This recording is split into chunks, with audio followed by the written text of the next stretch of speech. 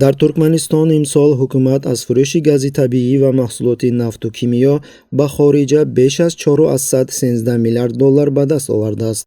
дар ин бора рӯзи 23 декабр рӯзномаи электронии Юссат Ньюс хабар дод. дар доираи рушди соҳаи нафту гази Туркманистон дар моҳҳои январ-ноябри соли равон ба маблағи беш аз 7,1 миллиард манат, тақрибан 2 миллиард доллар сармоягузорӣ харҷ карда шуд. дар маҷмӯъ 8,7 миллион тонна нафт ва конденсати газ тавлид шудааст. ғайр аз он ҳаҷми истихроҷи гази табиӣ ба 62,3 миллиард метри мукааб расид. тақрибан 31 миллиард метри мукааб сӯзишвории кабуд содир карда шуд.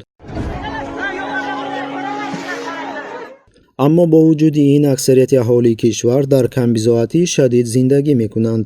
илова бар ин аз норасоии доимии хӯрокворӣ ва маводи ниёзи аввалин ранҷ мекашанд.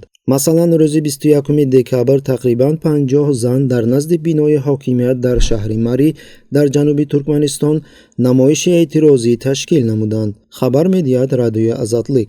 занон рӯзи 21 декабр дар назди бинои маъмурӣ ҷамъ омаданд. онҳо мехостанд ба мақомоти маҳаллӣ дар бораи қатъ шудани таъминоти нону орд шикоят кунанд. дар айни замон дар мағозаҳои давлатии деҳот 3 қисми нон тақсим карда мешавад, ҳолон ки нони мазкур 6 моҳ қабл бояд тақсим мешуд. сокинони маҳаллӣ бо мақсади хӯрондани фарзандони худ маҷбуранд ки барои нон ба шаҳрҳои дигар сафар бикунанд. инчунин эътирозгарон дар бораи мушкилоти таъмини оби нӯшокӣ хабардор намуданд.